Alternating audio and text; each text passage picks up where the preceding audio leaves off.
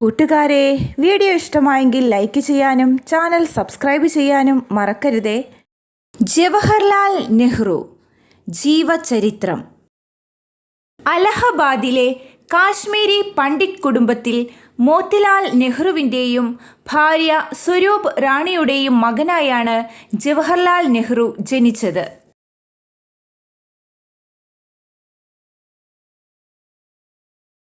മൂന്ന് മക്കളിൽ മുതിർന്ന ആളായിരുന്നു ജവഹർലാൽ നെഹ്റു.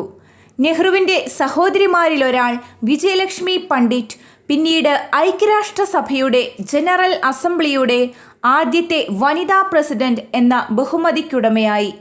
രണ്ടാമത്തെ സഹോദരി കൃഷ്ണ ഹുദിസിംഗ് അറിയപ്പെടുന്ന ഒരു എഴുത്തുകാരിയുമായി മാറി.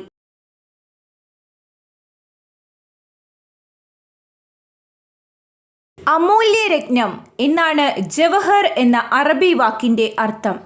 ലാൽ എന്നാൽ പ്രിയപ്പെട്ടവൻ എന്നാണ് അർത്ഥം. ഡൽഹി വാസത്തിനിടയിൽ തലമുറകൾക്ക് മുൻപ് ലഭിച്ചതാണ് നെഹ്റു എന്ന കുടുംബ പേര്. നഹർ എന്ന പേർഷ്യൻ ഭാഷയിൽ നിന്നാണ് നെഹ്റു എന്ന നാമം ഉണ്ടായത്. സമ്പത്തിൻ്റെ നടുവിലായിരുന്നു ജവഹറിൻ്റെ ബാല്യം. സംഭവബഹുലമല്ലാത്ത കുട്ടിക്കാലം എന്നാണ് നെഹ്റു തൻ്റെ ബാല്യകാലത്തെക്കുറിച്ച് വിശേഷിപ്പിക്കാറുണ്ടായിരുന്നത്. മോത്തിലാൽ തൻ്റെ മക്കൾക്ക് നല്ല വിദ്യാഭ്യാസം നൽകുന്നതിൽ ശ്രദ്ധിച്ചിരുന്നു. അധ്യാപകരെ വീട്ടിൽ വരുത്തിയാണ് തൻ്റെ മക്കളെ മോത്തിലാൽ വിദ്യ അഭ്യസിപ്പിച്ചിരുന്നത്. ബ്രിട്ടീഷ് ഇന്ത്യയിലെ ഏറ്റവും മികച്ച വിദ്യാലയങ്ങളിൽ പ്രാഥമിക വിദ്യാഭ്യാസം നേടിയ ജവഹർലാൽ ഉപരിപഠനത്തിനായി ഇംഗ്ലണ്ടിലേക്ക് പോയി. ഇംഗ്ലണ്ടിലെ Harrow school, Cambridge, Trinity college എന്നിവിടങ്ങളിലായിരുന്നു നെഹ്റുവിൻ്റെ സർവകലാശാല വിദ്യാഭ്യാസം. ട്രിനിറ്റി കോളേജിൽ നിന്നും നെഹ്റു ജീവശാസ്ത്രത്തിൽ ബിരുദം കരസ്ഥമാക്കി. ഈ കാലഘട്ടത്തിൽ ലോകപ്രശസ്തരായ എഴുത്തുകാരുടെ കൃതികളിൽ അദ്ദേഹം ആകൃഷ്ടനായി. Bernard Shaw, H.G. Wells, Russell തുടങ്ങിയവരുടെ രചനകൾ നെഹ്റുവിൽ രാഷ്ട്രീയത്തെക്കുറിച്ചും സാമ്പത്തിക ശാസ്ത്രത്തെക്കുറിച്ചുമുള്ള ചിന്തകളുടെ വിത്തുകൾ പാകി. പിന്നീട് 2 കൊല്ലക്കാലം ലണ്ടനിലെ ഇന്നർ ടെമ്പിളിൽ നിന്നും നിയമപഠനം പൂർത്തിയാക്കിയ നെഹ്റു 1912 ബാരിസ്റ്റർ പരീക്ഷ പാസ്സായി ഇന്ത്യയിൽ മടങ്ങിയെത്തി. വിദ്യാഭ്യാസം കഴിഞ്ഞ് ഇന്ത്യയിലേക്ക് തിരിച്ചു വന്ന നെഹ്റു അലഹബാദ് കോടതിയിൽ അഭിഭാഷകനായി ഉദ്യോഗം ആരംഭിച്ചു. പതുക്കെ അഭിഭാഷക ജോലി വിട്ട് നെഹ്റു മുഴുവൻ സമയ രാഷ്ട്രീയത്തിലേക്ക് ചേക്കേറി.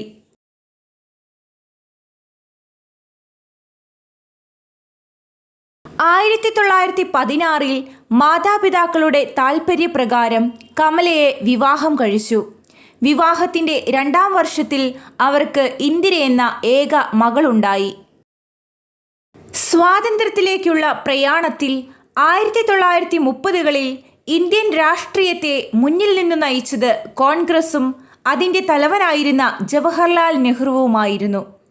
ഇന്ത്യയുടെ ആദ്യ പ്രധാനമന്ത്രിയായി നെഹ്റുവിനെ കോൺഗ്രസ് തിരഞ്ഞെടുത്തു കഴിഞ്ഞിരുന്നു. ഗാന്ധി തൻ്റെ രാഷ്ട്രീയ പിൻഗാമിയായി നെഹ്റുവിനെ കണ്ടു തുടങ്ങി.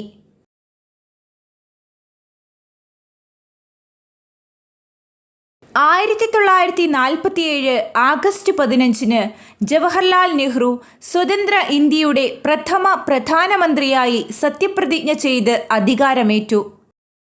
പ്രധാനമന്ത്രി എന്ന നിലയിൽ ഭാവി ഇന്ത്യയെക്കുറിച്ചുള്ള സ്വപ്നങ്ങളെ യാഥാർത്ഥ്യമാക്കി തീർക്കാനുള്ള ഒരു പദ്ധതി നെഹ്റു ആവിഷ്കരിച്ചു. സാമൂഹിക, സാമ്പത്തിക, രാഷ്ട്രീയ രംഗത്ത് നവീകരണ പദ്ധതികൾ നെഹ്റു നടപ്പിലാക്കുകയുണ്ടായി. നെഹ്റുവിൻ്റെ നേതൃത്വകാലത്ത് കോൺഗ്രസ് ഒരു വൻ രാഷ്ട്രീയ പാർട്ടിയായി മാറി. അദ്ദേഹത്തിൻ്റെ നേതൃത്വത്തിൽ തുടർച്ചയായി 3 പൊതു തിരഞ്ഞെടുപ്പുകളിൽ കോൺഗ്രസ് വിജയം കൈവരിച്ചു. ലോകോത്തര നിലവാരത്തിലുള്ള വിദ്യാഭ്യാസ സ്ഥാപനങ്ങൾ, ഇന്ത്യയുടെ ബഹിരാകാശ പദ്ധതി, ഇംഗ്ലീഷ് ഭാഷയുടെ വ്യാപകമായ പ്രചാരം എന്നിവയിലെല്ലാം നെഹ്റുവിൻ്റെ ദീർഘവീക്ഷണങ്ങൾ പ്രത്യക്ഷമായും പരോക്ഷമായും കാണാവുന്നതാണ്. കോളനി വാഴ്ചയിൽ നിന്നും ഇന്ത്യക്കൊപ്പം മോചിതമായ മറ്റു പല രാജ്യങ്ങളും സ്വേച്ഛാധിപത്യത്തിൻ്റെ പിടിയിലമർന്നപ്പോഴും ഇന്ത്യയിൽ ജനാധിപത്യം കരുത്തോടെ തഴച്ചു വളർന്നത് ജവഹർലാൽ നെഹ്റുവിൻ്റെ ഏറ്റവും വലിയ നേട്ടമായി കണക്കാക്കാവുന്നതാണ്. രാജ്യത്തിൻ്റെ സാമ്പത്തിക സുരക്ഷയ്ക്ക് മുൻഗണന നൽകിയ നെഹ്റു 1951 ആദ്യത്തെ പഞ്ചവത്സര പദ്ധതി അവതരിപ്പിച്ചു. സർക്കാരും സ്വകാര്യ മേഖലയും കൂടിച്ചേർന്നുള്ള ഒരു സമ്മിശ്ര സമ്പദ് വ്യവസ്ഥയാണ് ഒന്നാം പഞ്ചവത്സര പദ്ധതിയിലൂടെ അവതരിപ്പിക്കപ്പെട്ടത്. ഇന്നത്തെ കുട്ടികളാണ് നാളത്തെ പൗരന്മാർ എന്ന ഉറച്ച വിശ്വാസമുള്ളയാളായിരുന്നു നെഹ്റു. അതുകൊണ്ട് തന്നെ വിദ്യാഭ്യാസ രംഗത്ത് നവീനമായ ആശയങ്ങൾ നെഹ്റുവിൻ്റെ കാലഘട്ടത്തിൽ അവതരിപ്പിക്കപ്പെട്ടു. ഉന്നത വിദ്യാഭ്യാസത്തിനായുള്ള നിരവധി സ്ഥാപനങ്ങൾ സ്ഥാപിച്ചത് അദ്ദേഹത്തിൻ്റെ ഭരണകാലത്താണ്. അതുപോലെ തന്നെ പ്രാഥമിക വിദ്യാഭ്യാസം പൂർണ്ണമായും സൗജന്യമാക്കി.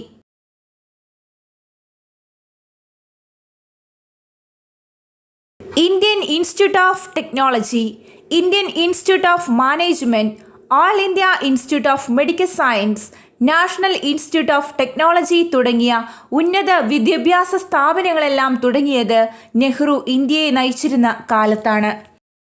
1962 ശേഷം നെഹ്റുവിൻ്റെ ആരോഗ്യം ക്ഷയിക്കാൻ തുടങ്ങി. നെഹ്റു ഏറെ വിശ്വാസമർപ്പിച്ചിരുന്ന ചൈനയിൽ നിന്നേറ്റ ചതിയാണ് നെഹ്റു പെട്ടെന്ന് രോഗബാധിതനാവാനുണ്ടായ കാരണമെന്ന് ചരിത്രകാരന്മാർ അഭിപ്രായപ്പെടുന്നു. 1964 നെഹ്റുവിന് ഹൃദയാഘാതമുണ്ടായി. 27 മെയ് 1964 മധ്യാഹ്നത്തോടെ നെഹ്റു അന്തരിച്ചു.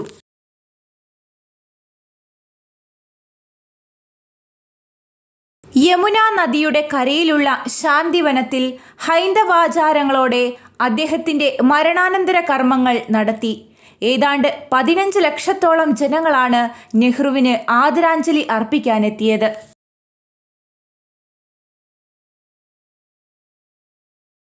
നെഹ്റുവിൻ്റെ ജന്മദിനം ഭാരതത്തിൽ ശിശുദിനമായി ആചരിക്കുന്നു. രാജ്യത്തെമ്പാടുമുള്ള കുട്ടികൾക്ക് നെഹ്റു ചാച്ചാ നെഹ്റു ആയിരുന്നു. ഇന്ത്യയിലെ മികച്ച സർവകലാശാലകളിലൊന്നായ ഡൽഹിയിലെ ജവഹർലാൽ നെഹ്റു സർവകലാശാല, മുംബൈയിലെ ആധുനിക തുറമുഖമായ ജവഹർലാൽ നെഹ്റു പോർട്ട് എന്നിവ ഇന്ത്യയുടെ ഭാവിയെക്കുറിച്ചുള്ള ദീർഘവീക്ഷണത്തിനോടുള്ള ആദരവായിട്ട് രാജ്യം നാമകരണം ചെയ്തതാണ്. നെഹ്റു അധികാരത്തിലിരുന്നപ്പോൾ താമസിച്ചിരുന്ന ഡൽഹിയിലെ തീൻമൂർത്തി ഭവൻ എന്ന വീട് ഇപ്പോൾ ഒരു മ്യൂസിയമായി സംരക്ഷിച്ചിരിക്കുന്നു.